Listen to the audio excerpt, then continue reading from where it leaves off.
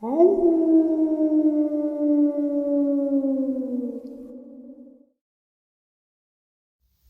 greetings and salutations, everyone. I do hope everyone is still well, and welcome to tonight's second half.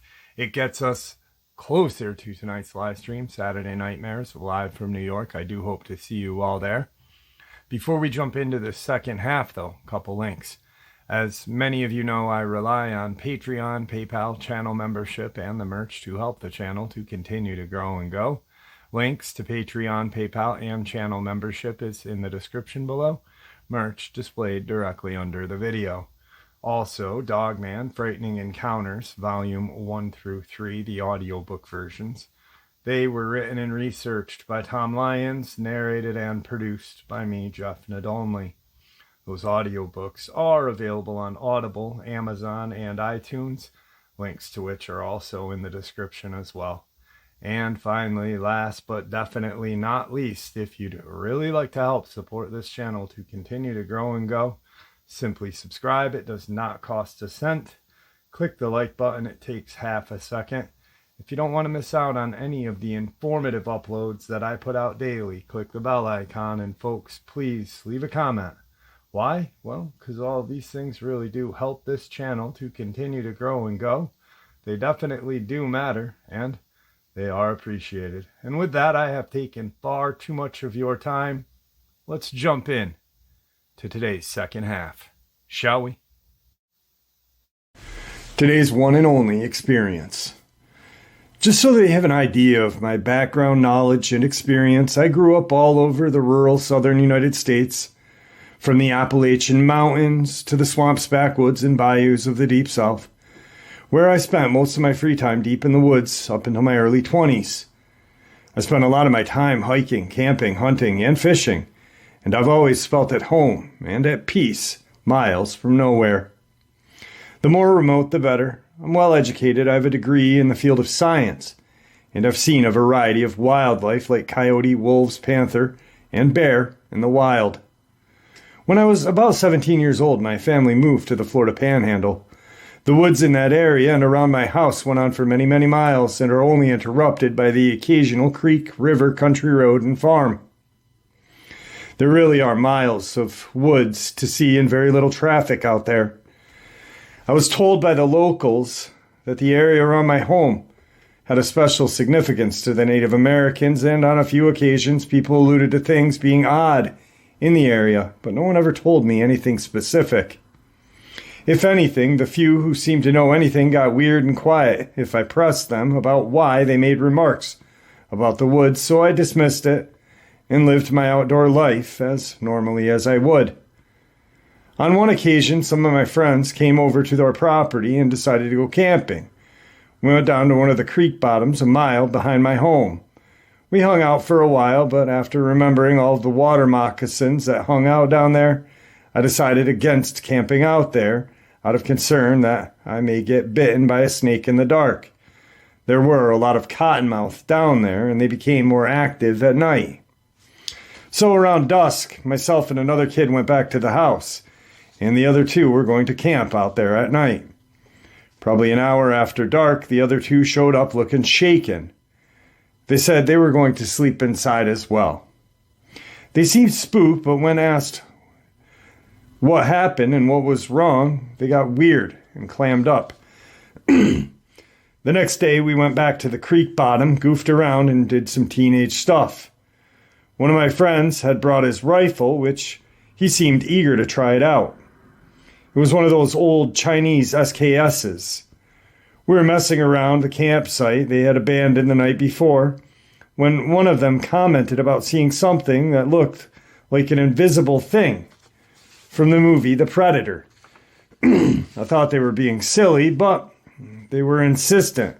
So we looked around and saw nothing. A little while later, the friend with the rifle shot up into the trees, which was immediately followed by a huge splash in the creek. When I looked at the creek, I saw large waves from the impact, like something had been thrown really large with a lot of force. For a fraction of a second, I thought I saw something brown and blurry in the creek, but before my eyes could even focus on it, nothing was there to be seen. Yet, there were waves still moving. It was weird. I was surprised. I didn't know that he intended to shoot at anything and had been looking the other way. My other friends didn't seem to know what had just happened either. We asked him what had just happened, and he said that he had seen a large hairy thing on a large limb of the tree and shot at it. I know that was absolutely irresponsible of him. I asked him what he just shot. Was it a raccoon or something?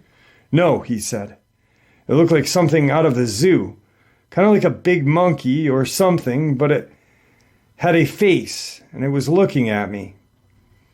I must have hit it because it fell into the creek. All of this happened in less than a minute, and we ran 25 feet over to the creek, where Will had heard the splash. There was still a slight disturbance in the water, but we never saw anything. When I questioned the friend, he reiterated what he had seen, a hairy thing that reminded him of something similar to a baboon looking at him on the top large limb of the tree, but it repeated it had a face and it was looking at him. He repeated it had a face and it was looking at him. I asked him, what do you mean it had a face? Like a human face? He said, no. It wasn't a human, but it didn't look like an animal's face either. It looked like nothing I had ever seen before. It didn't even look like a monkey's face. It was different. We searched the banks and looked around, but didn't find anything. We even walked down the creek a good ways to see if he had killed something and maybe it floated away. But we never found anything. No blood, no tracks, no fur. But whatever had happened, he had irresponsibly shot at something. And even if out of surprise, it had fallen into the creek, but we never found a sign of it. It was shortly after this that things started to feel weird, a little eerie, and we called it a day. I never knew what to think of that event, and I think I had written it off as something had either just didn't make any sense, or some kind of crazy, or a very successful prank. I even asked the other two guys if they were screwing with me, and they swore up and down that they didn't know anything. One of them did see him fire the rifle, but didn't know what he was shooting at. He said that he had saw something fall in his peripheral, but when he looked into the creek, there was nothing there. Life continued on as normal, and I spent a lot of my free time hiking and exploring and looking for fishing holes off of that little creek. At some point in time after this, I started having weird experiences in the woods periodically. Sometimes, usually late in the day or at dusk, I would get this feeling like I was being watched. The feeling wasn't there most of the time. It would just happen on occasion. I started noticing that sometimes in the evening I would hear strange animal noises from the surrounding woods. A few times it sounded like blood-curdling screams. Once it sounded like the roar. And a few times it sounded like some type of odd bird-like cry, similar to that of a peacock. Being familiar with animals, I always tried to deduce what animal had made this various noise. I concluded that the screams must have been a panther, that the roar was a bear, but peacock noises made no sense. There were 3 neighbors within the next mile and a half on that isolated road, and none of them had peacock. Then late one evening, I heard more of an intimidating scream than before. It just sounded bizarre and caused me a sense of fear and dread. The scream sounded like a woman being murdered. I don't know how else to describe it. It was high-pitched, shrilly and loud, but it seemed too loud and lasted far too long to be a human. I figured it must have been a panther, but it didn't feel right and sent chills down my spine. It was during this last bit of twilight before total darkness, and I heard my ass back home. Sometime after, the occasional sense of being watched and followed began to feel stronger and more malevolent. On a couple of occasions after, when I was out in the woods, I felt that I was not just being watched, but I was being hunted, and that my life was in danger. I never saw or heard anything. The woods were always silent when this happened, and I always quickly made my way home, but made a point to walk as I felt running may trigger a predator like a panther to chase me, if that's exactly what it was. Whatever it was, it felt like I was in imminent danger of death. It was a consuming feeling like nothing I had ever felt. One day during this time, my little brother and his friends came running excitedly to me and told me that two of them had seen a bear. Being that this area had been heavily hunted for many years, there are not supposed to be any bear anywhere near this part of Florida. I asked them what they saw. They said that they had turned around and had seen the hind end of something walking on all fours out of the edge of the forest. They only saw the very end of the creature and could only see the upper part of its back legs and its back right above its legs. They said that it was brown, it had hair, and it was far much bigger than a dog, so it must have been a bear. Again, there are no bear known to exist anywhere near here. At some point after this, I was out hiking again one day, and I made a point to bring my shotgun loaded with number 4 shot, which is the largest pellet that I had. I began carrying it while hiking as a precaution to whatever was out there. I was still leaning towards the panther. I didn't know what else it could have been that would stalk a human and go undetected. I had noticed that the strange feelings and various strange sounds seem to happen around dusk or at night, so I started making a point to get back home well before dark.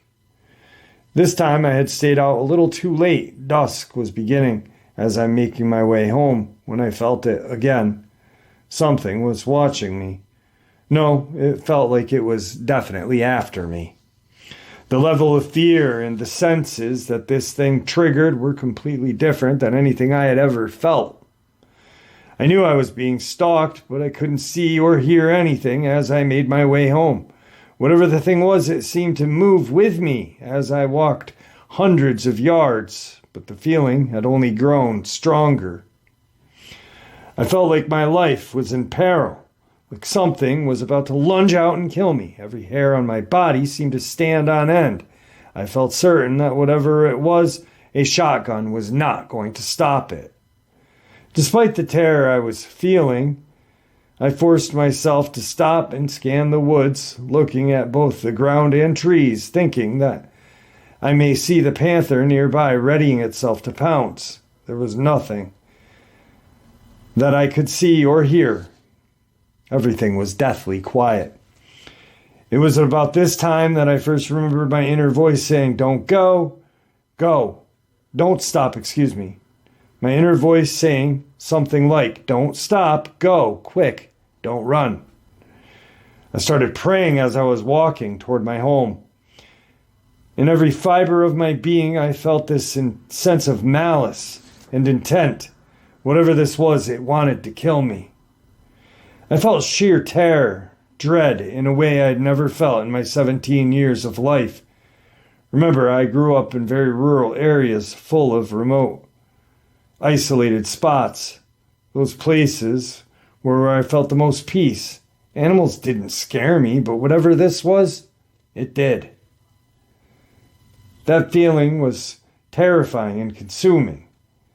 It was all that I could do to walk home clutching my useless shotgun, praying to God to protect me. And he did. Usually, when I got within 200 to 300 yards from the house, the feeling would subside. This time, the feeling followed me right up to about 50 yards from the house. I continued praying, and as I reached it, the feeling eased off, but I felt like whatever this was nearby and watching. From that day on, I started occasionally feeling this malevolent presence emanating from the nearby woods. Sometimes it didn't feel safe in my own yard at night. I remember one time when I walked into the backyard and heard the scream again. It sounded like a woman screaming in terror, only extremely loud, and it lasted too long to be a human.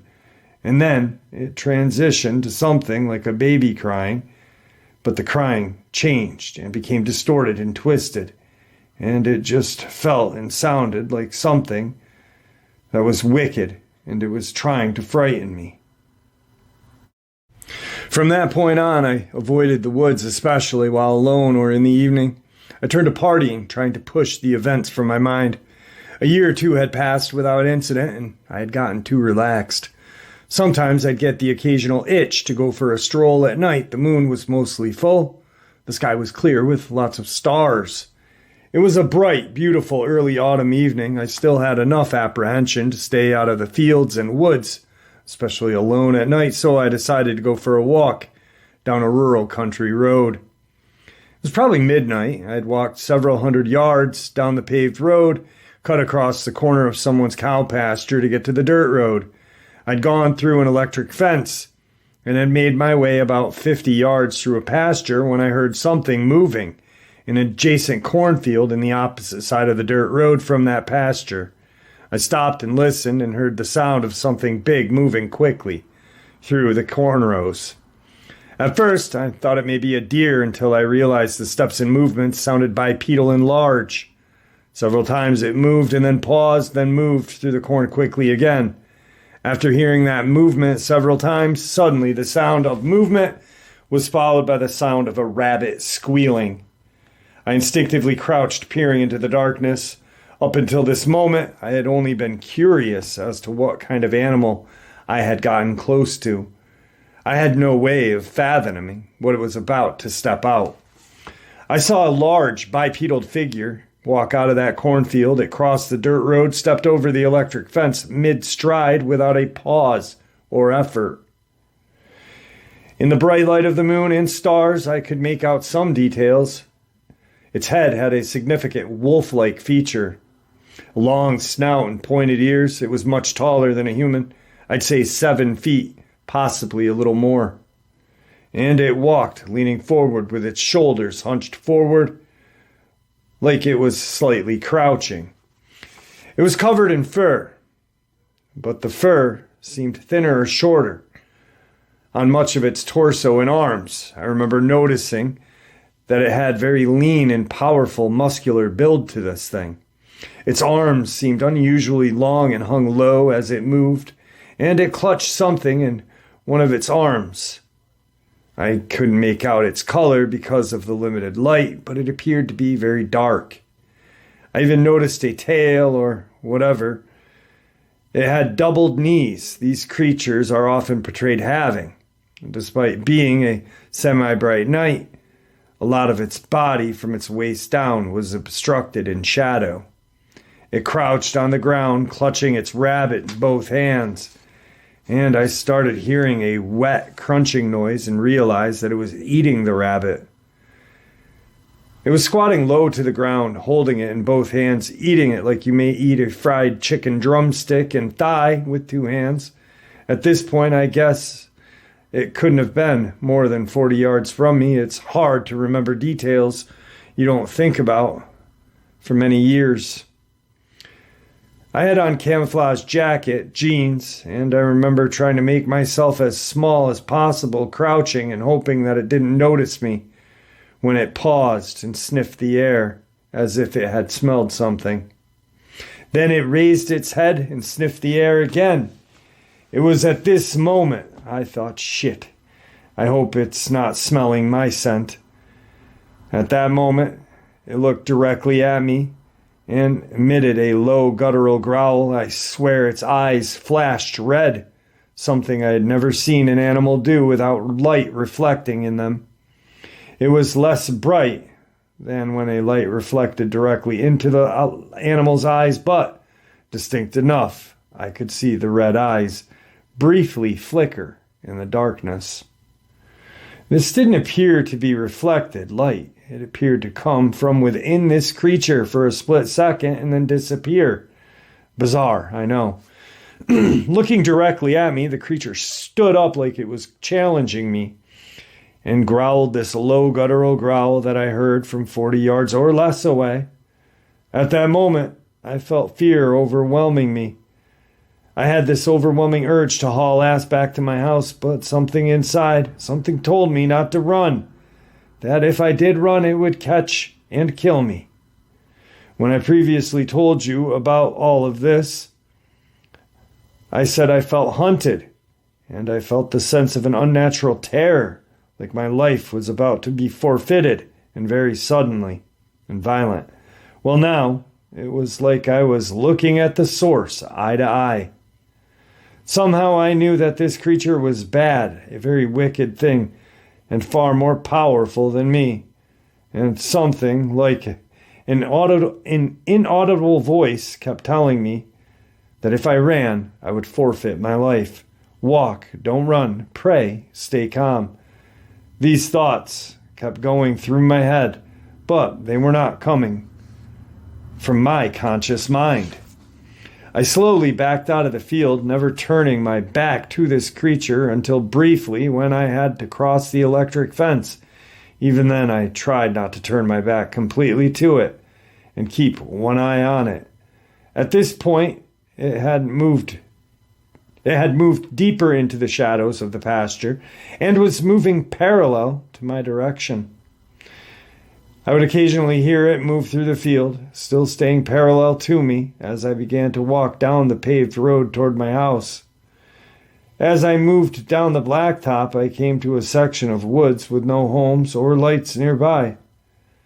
I had to walk through at least a few hundred yards of wooded road to get back to my house, and there was only one house on that way. No lights anywhere, nothing but woods. The thing tracked alongside of me the whole way, moving through those woods in darkness with absolute ease. Occasionally I would hear a branch crack or a swish of vegetation, and a few times it stopped to growl that low guttural growl at me. It's odd how I could hear its growl. I don't think I would have heard a dog growling at that distance. The entire time I felt this overwhelming sense of dread, fear, and inescapable death. I continued to listen to this internal voice and prayed hard the whole way. I kept telling myself to walk, not run, and to pray. I prayed. Oh, did I pray? I don't know if it was the voice of my intuition, but I somehow knew with absolute certainty that if I did run, this thing would kill me. There was something symbolic about the act of fleeing from this evil, and I knew if I did, everything I knew was over. As I walked through the dark wooded stretch of road, I remembered wondering if any of my remains would be found, and if so, would they be able to claim it? I kept feeling like I was going to be killed at any moment. Time seemed to drag on. It seemed to take forever until I got close to my house. I finally reached my driveway and even walked backwards up the hill to my house because I did not want to turn my back to this thing.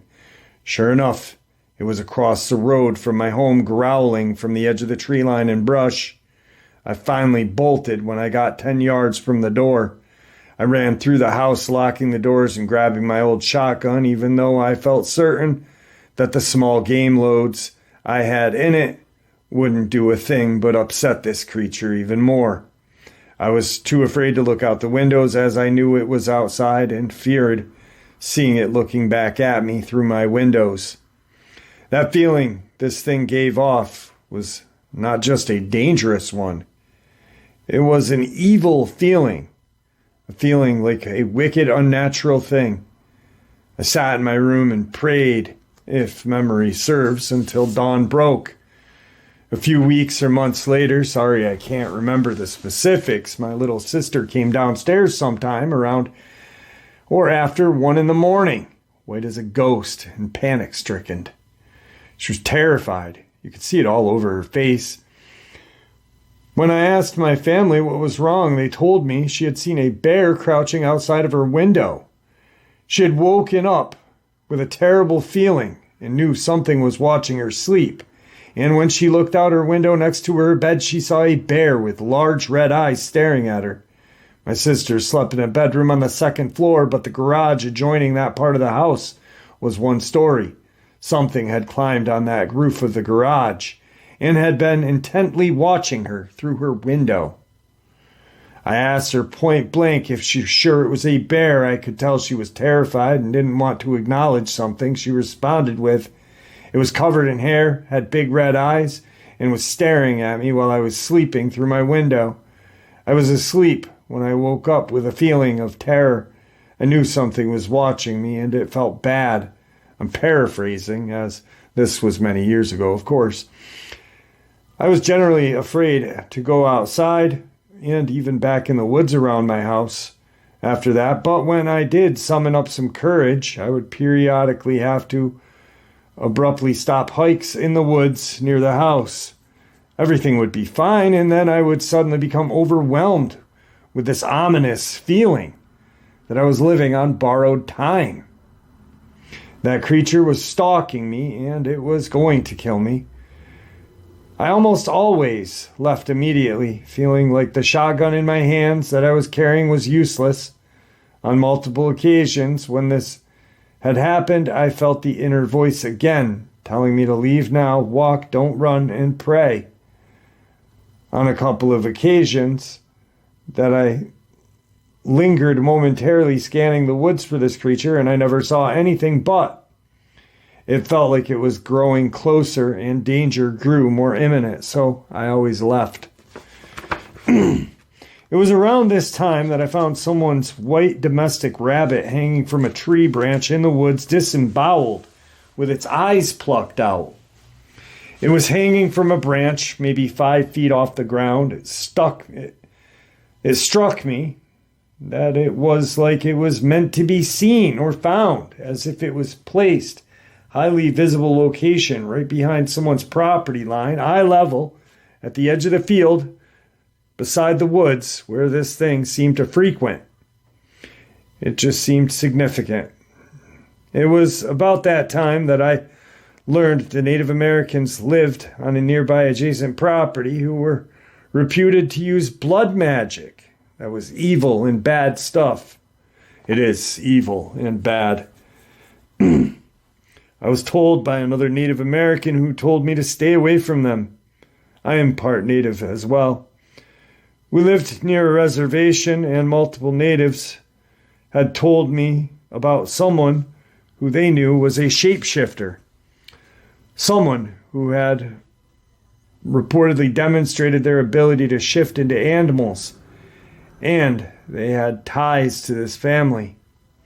A few times someone told me something like that they always acted like it was a taboo thing and they shouldn't be speaking about it. I don't know if that's relevant, but it feels like it all may be connected. A couple of years later, a friend of mine came to pick me up and take me to the nearby city. We pulled out of my driveway after midnight, and right down the road from my house we saw a pair of huge wolves standing a few feet from the road, calmly watching us. Even staring at the car from a few feet away as we passed, their presence and behavior seemed and felt very unnatural, and my friend who had grown up here freaked out as well. He was pale, sweaty, and started stuttering, telling me, "Those are wolves. Those are huge." The only wolves in Florida are a few red wolves, which almost always look like large coyotes. They have a reddish-brown coloring and are very small for a wolf. These individuals were silvery gray and black, and I guess they could have weighed somewhere between 180 to 200 pounds. One was smaller than the other, and when I looked at them, I instinctively knew they were a pair, male and female. The red wolves aren't present anywhere near this part of Florida's panhandle, and this was something entirely different. I questioned my uncle, a state biologist and outdoorsman, and he told me there were a few red wolves in Florida. They were nowhere near that size, and there were none around here. Similarly, there were I hate that word. Sorry. There weren't any with red eyes, roof-sitting, window-paring bears in the area, as all of the bears in the area had been hunted out many years ago. I don't know what the true nature of what I experienced was, but it always left me with a sense that it had a very strong supernatural element. Yes, these things had physical forms, but there was something more, something supernatural. My friend knew something, but he was too terrified that all he would tell me is the natives in the area and that part of the woods was special to them, and he always got a terrified look, clam up, and change the subject. He used to have a house in that immediate area and said strange things happened there. Something bad around the house and something in those woods. He said that their house mysteriously burnt down one day while no one was home.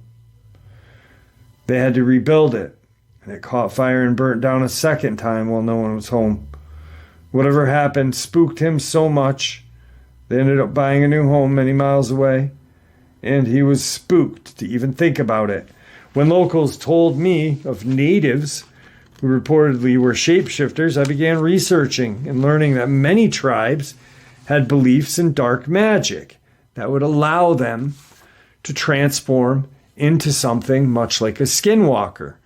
These rituals are always dark rituals that involve blood, sacrifice, and some other dark or evil deeds. After that, I just stayed completely out of the woods around my house and didn't walk further than the barn behind the house at night. There will still be several incidents, more loud, piercing screams at night. Once or twice I heard a baby crying out in the woods during the middle of the night, as I thought to myself, that is no baby. Something's trying to lure me out there and mess with me. The sound changed from the very distinct sound of a baby into something wicked and unnatural, almost like an evil, twisted mockery of the sound of a baby crying. I felt that there was literally trying to mess with me, trying to instill terror, and let me know that it was there. One time, I had to talk to my brother and a friend out of going into the woods to look for the baby, and again, as soon as everyone agreed that there could possibly not be a baby crying that loudly in the woods in the middle of the night, the sound changed into something wicked which would curdle your blood. There was also another occasion where we heard puppies crying out from a ditch at the edge of the woods in the middle of the night. Once again, a couple of our friends wanted to rush out there and rescue the puppies, and once again, as I soon pointed out, that it couldn't possibly be puppies out there in the woods at night in BFE. The sound changed, and it was always wicked and terrifying. Almost like some evil thing was trying to recreate the most disturbing sounds it could. Shortly after this, I moved away and rarely visit that home, and all of my encounters of this nature ended when I left. Years later, that house was sold. Well, that was his experiences with what he believes is a Dogman. Once again, we'll go back to yesterday's topic of theories of where these creatures may come from. And demonic / religion, portal may be here for centuries. You know, there's supposed historic documentation of them going hand in hand with humans over the land bridge between Alaska and Russia. And transformation, you know. And I like how he worded that, much like skinwalkers, because obviously skinwalkers is the name for the Navajo. Navajo black witches, dark witches that practice black magic. Shapeshifters, all Native Americans have their own version of the skinwalker, but they're not skinwalkers. You know what I mean? It's a phrase frequently thrown out to, I guess, just encompassing all shape-shifting creatures, which is not true. It's, in my eyes, kind of disrespectful to the Navajo. You know, the Ojibwe have the bear walker. And I've talked about that thesis that I read about that. It was an amazing, it was an amazing 6-hour read, but it was really cool. So maybe that could be another theory or reason, or well, not reason,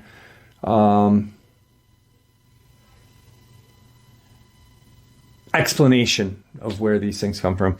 Anyway, there's more to this, but not encounter. This is very interesting, and I like that he attached this. There are a lot of thoughts and beliefs that I have about these dogmen that I think need to be shared. You should not seek these things out, in my opinion. These are wicked creatures beyond most people's ability to handle. Number 2, I believe these creatures would love to kill us, if not eat us, but generally prevents them, or at least makes that difficult. If not eat us, but something generally prevents them. Sorry. I believe these creatures would love to kill us, if not eat us, but something generally prevents them, or at least makes that difficult. 3, these creatures have appeared in tangible bodies. They hunt and feed, and so it would make sense that they can be killed. However, I think attempting to kill one would take a lot of firepower, be extremely risky, and I have a feeling your problems would only get worse if you sought out one to kill it. Number 4, they would seem to have the ability to hide themselves from us exceedingly well. I've said that many times. Everything this guy's saying, we say on a daily basis on this channel. I say it when I go out in the woods. How do we not know that there's one? Actually, there's an amazing picture. I've got to share it with you guys. Not today, but I'll make a upload about it. A subscriber had watched the last time I was up to where Tom Mezek disappeared. And he didn't do anything crazy with the video. He just made it black and white, slowed it down, and watched. And there almost appears to be a Sasquatch or something similar to that walking kind of behind where I was, off to the side when I turned and panned around. Pretty interesting. Anyway, back to this. Sorry. Number 5, along with their ability to go unseen, they also seem to be either so evil that their presence creates a supernatural terror, or B, they have the ability to project terror. I'd never felt anything like this in my life. It was not a normal emotion. Number 6, every time my life sense seemed to be in jeopardy, that voice popped up and very firmly, plainly told me exactly what to do. On a couple of occasions, it repeated itself when I didn't do what it said immediately, or things seemed especially dire. Up until that time in my life, I cannot remember ever having these voices talk to me like that, giving me instructions or telling me what to do. Personally, I think it was God or your guardian angel. Just right there, an amazing sentence. Just, wow. Just right there is powerful. If you really think about how powerful that statement is. Whether it's praying or rebuking something in the name of Christ, sincerely turning to God seems to offer protection from these things. I've heard more than one person praying aloud or even rebuking them in the name of Christ has great effect. I would encourage any Christ-filled Christian who is troubled by Dogman to react as if it was an evil spirit. Good advice. Good. We all need faith. But there was another, I don't even want to call him researcher, channel, whatever, actor. Yeah,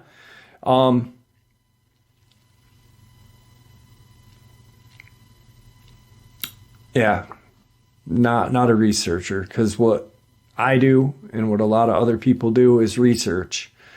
What this person does is just almost like voice acting and, using the subs to make himself appear more knowledgeable. Almost like a disc jockey, like a Howard Stern or whatever, just like a radio person.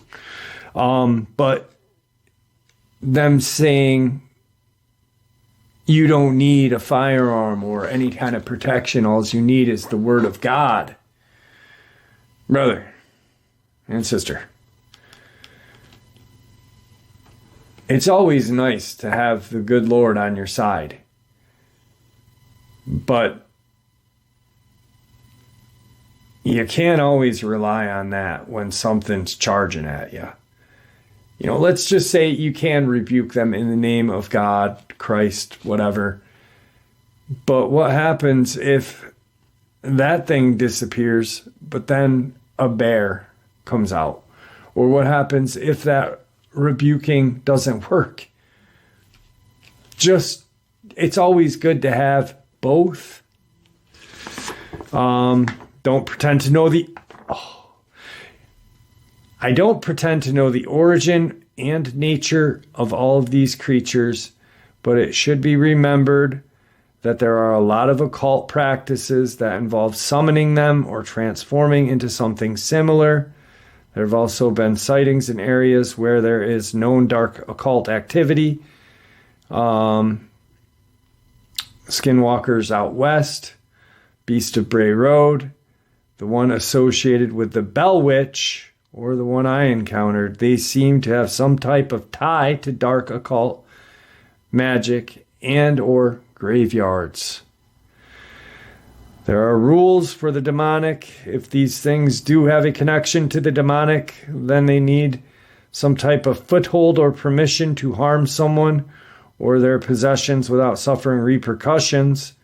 It's possible that someone allowing creatures to continually instill terror in them is granting it a foothold to their doorway.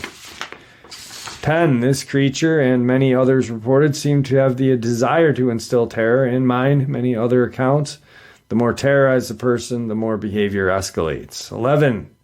These creatures go to greater pains to remain unseen, especially during the day.